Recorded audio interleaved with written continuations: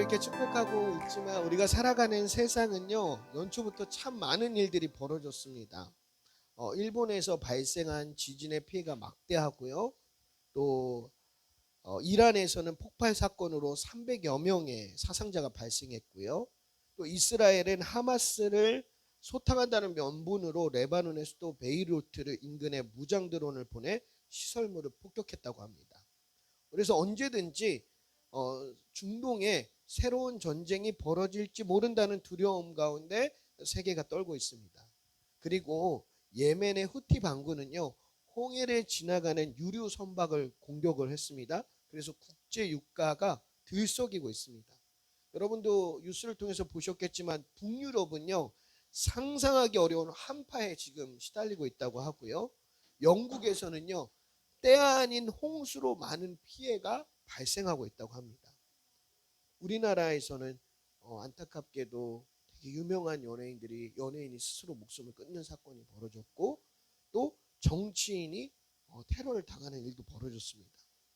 우리가 살아가는 세상이 점점 더 증오와 적대감이 눈덩이처럼 커지는 그런 세상이 돼가는 것 같아서 안타깝습니다. 우리가 설렘으로 맞이한 새해였지만 실상은요, 혼란스럽고 방황의 시대를 살고 있다는 것이죠. 그럴 때일수록 우리는요, 근본, 우리의 뿌리, 우리의 출발을 잘 되새기면서 방향을 찾아야 하는 것입니다. 우리가 영상에도 보았겠지만 창세기는요, 성경을 이해하는데 근본이며 방향이 됩니다. 다시 한번 따라해 볼까요? 근본이며 방향이 된다. 한번 따라해 봅시다. 시작. 근본이며 방향이 된다. 맞습니다.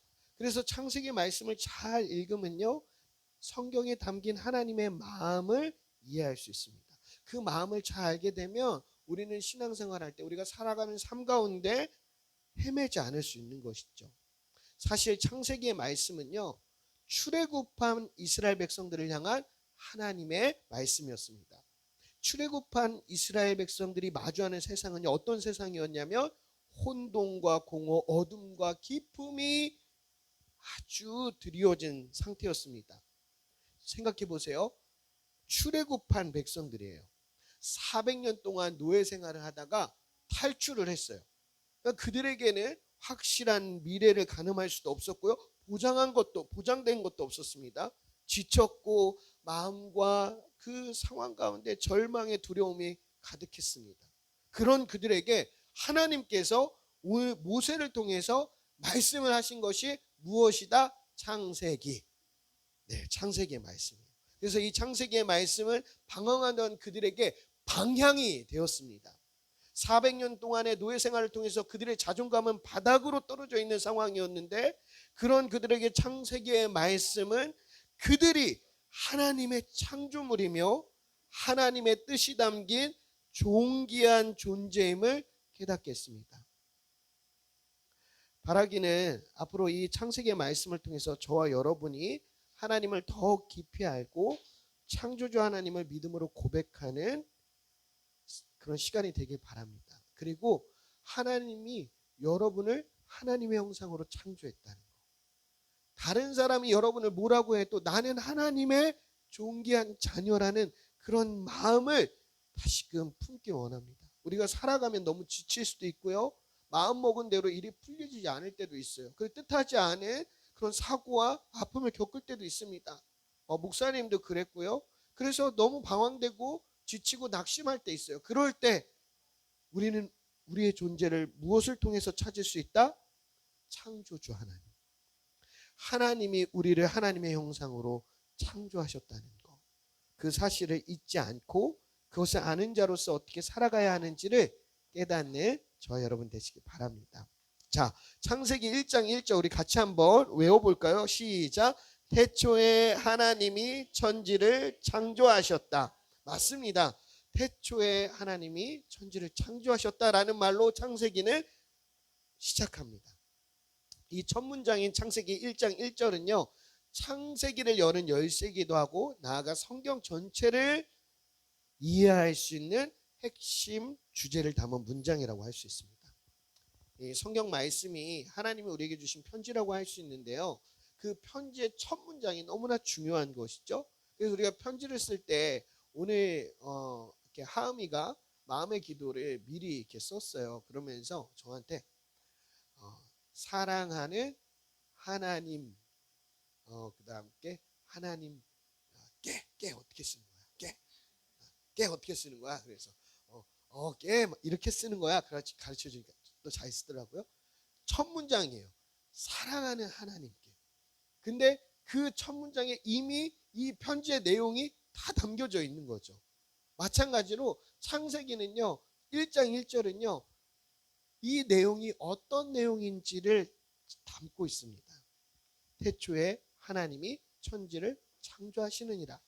창세기 1장 1절은 4개의 단어로 이루어졌는데요. 한번 따라해 볼까요? 태초, 하나님, 천지, 창조. 이 단어는 우리가 너무 많이 들어봤어요. 그런데 이 단어에 대해서 깊이 생각해 보지 않았던 것 같아요. 오늘 그래서 이 단어들을 깊이 생각해 보려고 합니다. 태초라는 것은요, 시작이라는 뜻입니다. 시작이라는 뜻이에요. 그런데 이 시작이 어떻게 시작됐는지 정확하게 아는 사람이 없습니다. 과학자들도 나름의 근거로 추정할 뿐이에요. 그 연구가 잘못됐다는 거 아니에요. 그 연구의 노력이 대단합니다. 그렇지만 그거는 단지 이론일 뿐이라는 거예요. 그런데 반면에 성경은요, 태초에 일어난 일에 대해서 정확하게 말씀하고 있습니다. 태초라는 것을 명시하고 있는 것이죠. 그리고 두 번째 단어인 하나님은 어떤가요? 누구나 하나님에 대해서는 이야기할 수 있지만 아무리 똑똑한 사람도 그분에 대해서 완벽하게 설명할 수 없습니다. 하나님에 대한 지식 또한 하나님이 그런 성품이 성경을 통해서 가르쳐 주시는 만큼만 우리는 알아갈 수 있는 것이죠. 그만큼 하나님은 크고 높고 깊고 넓은 분임을 우리는 성경을 통해서, 우리의 삶을 통해서 알아갈 수 있습니다. 그럼 세 번째 단어인 천지는 어떤가요? 천지. 이 단어는 하늘과 땅, 그냥 한문 그대로 하늘천, 땅지 뭐 이런 의미가 아니라 그 사이에 있는 모든 것, 우주 끝에서부터 저 끝, 만물, 모든 공간을 의미하는 그런 단어입니다. 그래서 세계적인 지질학자도요, 위대한 탐험가도요, 천지, 우주를 가늠할 수가 없는 것이죠. 태초도 그렇고 하나님도 그렇고 천지도 그렇고 우리 인간의 경험과 지식으로는 가늠할 수 없는 것들을 창세기 1장 1절에 기록해 놓은 겁니다. 왜요? 성경을 통해서 그것을 가르쳐 주시기 위해서인 것이죠. 마지막 단어인 창조는 어떤가요? 잠시 후에 더 자세히 설명할 수 있겠지만 창조 또한, 하나님이 하신 창조 또한 인간이 우리가 행할 수도 이해할 수도 없는 범위인 것이죠. 그래서 하나님께서는 태초에 하나님이 천지를 창조하시다라는 이 창세기 1장 1절을 통해서 하나님이 어떠한 분이신지를 우리에게 말씀해 주시고 계십니다. 특별히 창세기 1장 1절이 성경을 여는 열쇠라고 했는데 하나님이 어떻게 이 세상을 시작하셨는지에 대해서 1장 1절에 모든 것들을 설명하고 있기 때문입니다. 우리가 가장 주목해야 될 것이 있는데요. 따라해 볼까요? 하나님이 하시니라. 네, 태초도요, 천지도 창조도 누가 하셨다고요? 하나님이 하셨다는 겁니다. 하나님은 하나님의 놀라운 지혜와 능력으로 이 모든 것을 이루셨습니다. 그래서 성경의 주어는요, 누구일까요? 성경의 주어. 하나님 맞습니다. 하나님입니다. 성경의 주어는 하나님이고요. 성경의 중심의 주제는 하나님이 다스리시는 하나님 나라라고 할 수 있습니다. 하나님 나라는 하나님이 창조하시고 다스리시는 곳이라고 할 수 있죠. 그런 의미에서 신앙생활은 하나님 나라의 관점으로 성경을 보고 세상을 보는 훈련, 그리고 하나님 나라의 백성으로서의 삶을 연습하는 시간이다라고 할 수 있습니다. 자, 오늘은 첫 시간에 하나님 나라의 핵심 중에 핵심이라고 할 수 있는 이 창조, 하나님이 하시는 이라에 담겨진 의미에 대해서 우리가 함께 생각해 보려고 하는데요. 하나님이 하셨던 창조 가운데는 동시에 다스림이라는 내용도 포함되어 있습니다. 그래서 창세기 1장 1절에 대해서 설명할 때 창조라는 단어는요, 우리가 다 이해할 수 없는 단어이다 라고 말씀을 드렸어요. 왜냐하면요, 이 창조라는 행위를 할 수 없기 때문이죠. 실제로 창조하는 모습을 본 적이 없기 때문입니다. 여러분이 사용하는 지금 스마트폰이나 컴퓨터는 무엇으로 만들었을까요? 분명히 여러 가지 다양한 재료로 가공해서 조립해서 만들었을 겁니다. 그런데요, 이 세상 어떤 것도 원재료 없이 만들어지는 것이 하나도 없다는 것이죠. 창밖에 보이는 나무도 저절로 생긴 것이 아니라 씨앗이 심겨지고 뿌리 내리고 싹을 틔우고 자라고 커다란 나무가 된 것입니다. 작은 씨앗이 먼저 존재했기 때문에 커다란 나무가 있을 수 있었던 것이죠. 그렇다면 이 세상의 원재료는 무엇일까요? 우리가 볼 수 있고 만질 수 있는 이 세상의 모든 것은 어떠한 재료들을 결합시키고 가공하여 만든 것일까요? 이 세상의 처음은 어떻게 그렇게 만들어진 것일까요? 우리는 알 수 없습니다. 우리는 그 시간에 있지 않았기 때문이죠. 그런데 성경은요, 하나님이 말씀으로 세상을 창조하셨다라고 명확하게 가르쳐주고 계십니다.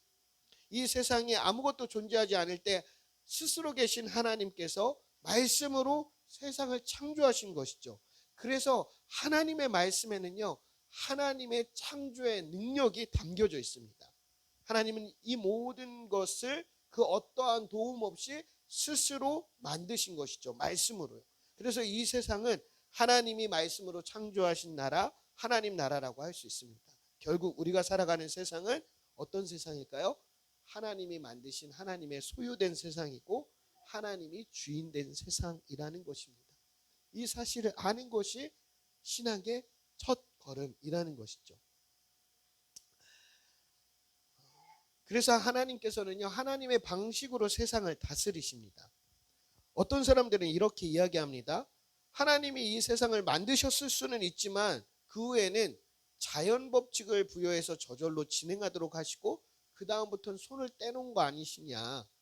만약 하나님이 이 세상을 다루신다면 결코 자연이 파괴되거나 세상 질서가 무너지는 것을 방치하지는 않으셨지 않았을까라는 그런 어떤 의문이 있습니다. 그런데요, 하나님이 세상을 만드신 후에 다스리지 않으셨던 것일까요? 그저 알아서 움직이도록 내버려 두셨을까요? 아닙니다. 우리 하나님은 손수 창조하신 이 세상을 한 번도 내버려 두신 적 없으십니다. 눈을 떼신 적이 없으시죠. 왜냐하면 그런 하나님의 다스림에 대한 이야기, 그 이야기가 바로 성경의 이야기이기 때문입니다. 그래서 성경을 잘 읽어보면 하나님의 다스림의 방식은 언제나 두 가지로 나타나는데요. 하나는 창조의 방식, 그리고 하나는 구원의 방식입니다. 창조의 방식은 오늘 본문처럼 혼돈으로 가득한 곳을 질서 있게 하시고 공허한 곳을 충만하게 하시고 어둠 가운데 빛으로 밝히시고 깊은 절망의 자리에 쓰러져 있는 이들을 일으켜 세워서 살아갈 힘을 주십니다. 이것이 바로 창조의 방식이죠. 그리고 두 번째 방식은 어떤 거냐면 구원의 방식인데요. 이 방식은 죄로 인해서 하나님으로부터 멀어진 사람들을 외면하지 않으시고 끝까지 찾아오시고 함께 하시고 인도하시고 대신 죽음으로써 구원하시는 사랑의 방식입니다. 여러분도 잘 알고 있는 왕자와 왕의 이야기가 바로 사랑의 방식이죠. 그 어느 것도 창조와 구원을 이루는 그 하나님의 다스림에서 벗어나는 일은 없습니다. 그걸 말해주는 것이 바로 우리가 읽는 성경의 이야기예요. 그렇다면 그것이 성경의 이야기일 뿐일까요? 아니에요. 우리를 다스리는 하나님의 방식도 동일합니다. 하나님은요, 우리를 정말로 사랑하셔서 우리를 향한 눈을 떼지 않으십니다. 관심을 거두지 않으시고요, 사랑의 시선으로 바라보고 계십니다. 하나님이 우리의 창조자 되시고 우리는 하나님의 형상을 닮은 자녀이기 때문입니다. 하나님은 우리의 삶과 시간 속에서 계속해서 창조와 구원의 역사를 이루고 계심을 기억하시길 바랍니다. 어떤 사람은요, 이러한 하나님의 그런 하나님의 방식, 하나님의 사랑, 하나님의 그 열심이 부담된다고 생각하는 사람이 있어요. 그래서 내버려 두세요. 내 마음대로 살겠습니다. 내 힘대로 살겠습니다. 그렇게 살아가죠. 또 어떤 사람은 그런 하나님께 도망치는 사람도 있을지 모릅니다. 그런데요, 조금만 더 생각해 봐도 하나님의 다스림은요, 우리를 옥매는 그런 자물쇠가 아니라 우리에게 가장 큰 복이며 은혜라는 것이죠. 생각해 볼까요? 여기에도 CCTV가 있는데 CCTV가 범죄자에게는 정말 싫은 도구예요. 이 도둑이 제일 싫어하는 금이 있잖아요. 도둑이 좋아하는 금인가? 그게 제가 지금 실수했네요. 네. 어쨌든 도둑이 정말 싫어하는 게 CCTV겠죠. 그런데 선한 사람들에게는 생명과 재산을 지켜주는 고마운 도구가 될 수 있습니다. 마찬가지예요. 하나님의 말씀을 어기고 하나님을 무시하는 사람들에게는 하나님의 그런 창조와 구원의 방식이 불편하겠지만 하나님의 자녀인 우리에게는 그 어떤 것보다 놀라운 은혜와 사랑, 능력과 권세, 따뜻한 위로와 보호가 될 수 있다는 것을 여러분이 기억해 주시길 바랍니다. 그런데 우리는 또 이런 질문을 할 수 있죠. 그렇게 하나님이 다스리신다면 왜 세상은 이렇게 악해져만 가는 것입니까? 정말 그 질문처럼 우리가 살아가 보면 이해되지도 않는 일도 많고요. 마음대로 되지 않는 것 같아서 괴로울 때도 있습니다. 또 보게 되면 낡아지고 부패하고 타락하고 썩어가는 것들을 볼 때마다 또 마음 안에 분노가 일어나기도 하고 안타까움에 눈물을 흘릴 때가 있어요. 그런데 우리는요, 여러분 이거 되게 중요한 거 가르쳐 드릴게요. 우리가 세상을 바라볼 때 이런 관점으로만 한쪽만으로 봐서는 안 된다는 거예요. 한쪽으로만 보면 편견이 될 수 있습니다. 질문하는 건 좋지만 질문이 편견이 돼서는 안 되죠. 그럴 거야. 단정 지으면 안 됩니다. 다른 쪽도 볼 수 있어야 돼요.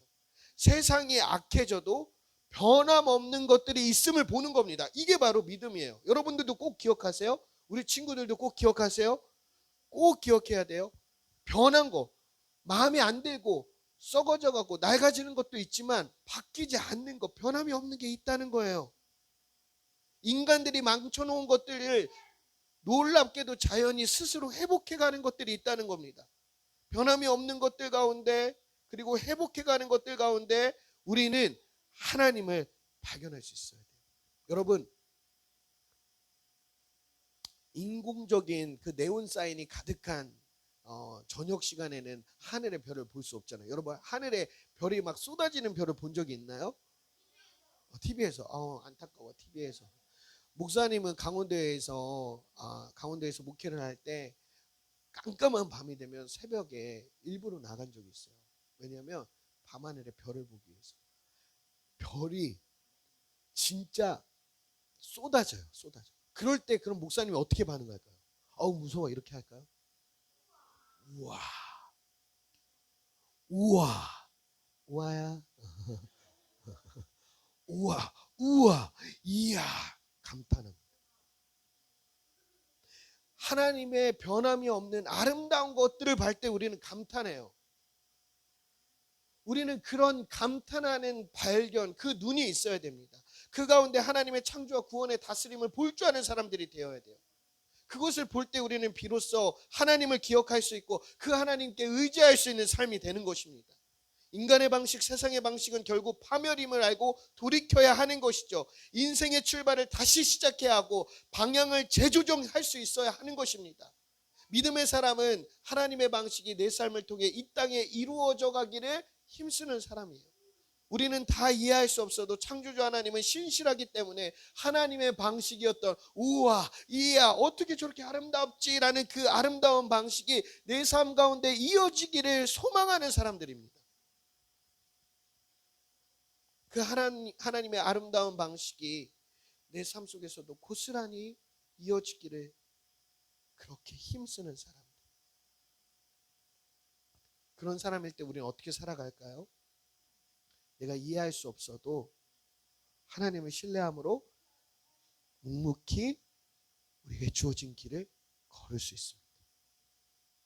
이러한 확신 때문에 넘어질 수는 있어도 포기하지는 않습니다. 다시 시작하는 것이죠. 어떠한 상황에서도 희망의 끈을 스스로 놓지 않습니다. 이것이 바로 믿음이고 믿음의 사람인 것이죠. 우리의 근원 출발이자 방향이 바로 이 태초에 하나님이 천지를 창조하시니라. 이 말씀이 되어야 하는 것입니다. 그 하나님을 믿고 신뢰하며 살아갈 때 우리는 하나님께 인생을 맡길 수 있고요. 참된 평화와 안식을 누림을 통해서 그리고 우리의 그런 삶을 통해서 사람들을 하나님의 아름다움을 발견할 수 있게 될 것입니다. 말씀을 맺겠습니다. 자, 이 사실을 안다면 우리는 어떻게 살아가야 될까요? 하나님 나라의 백성으로서 하나님 그 창조주 하나님을 믿는 그 다스림을 내 삶 가운데 이어지기를 바라는 사람이 된다면 어떻게 살아야 할까요? 매일 아침 하나님이 창조하신 이 세상을 바라보며 이 땅을 창조하시고 다스리시는 하나님께 우리는 최고의 표현으로 감사의 영광을 올려드려야 될 것입니다. 그리고 감격을 함께 나누며 창조주 하나님이 열방의 통치자임을 기억하는 것이죠. 그리고 우리의 삶이 하나님 나라의 방식이 되기를 애써야 됩니다. 그래서 혼돈과 공허와 어둠과 기쁨의 자리 가운데 질서와 체험으로 밝히는 그런 환함으로, 그리고 쓰러지는 사람들을 세운을 일으키는 손으로 살아가는 것이 바로 창조주 하나님을 믿는 우리들의 삶입니다. 그런 삶을 살아가시는 저와 여러분 되시길 소원합니다.